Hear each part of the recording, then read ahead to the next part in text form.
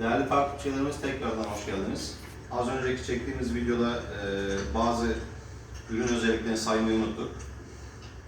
Ürünümüz polyester malzemedir odunun. Dayanıklıdır. Bütün Türkiye halkı bilir, Anadolu kamyonetler falan vardı eskiden. Onların kaporta malzemesindendir. Çıtırtı ses efektimiz vardır. Yasin biraz yaklaşırsan sanırım oradan da duyuluyor ama buradan da duyulabilir.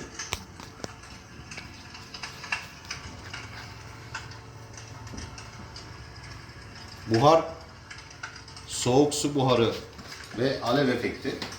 Ortam nemlendirme özelliği de vardır. Astım hastalarına iyi geldiği bilinir.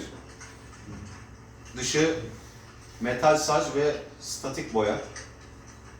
İçinde herhangi bir elektrikle alakalı çarpılırım vesaire olur diye korkunuz olmasın. Evet, 220'ye taktığınız zaman çalışıyor fakat içinde kumanda panelinden sonra bütün ürünlerimiz, bütün cihazlarımız 12 volt.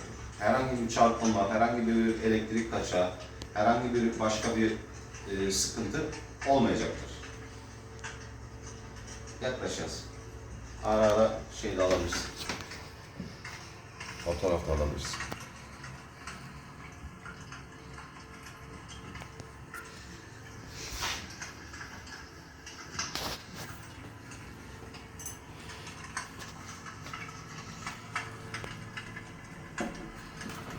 Şimdi bunu kaldıralım.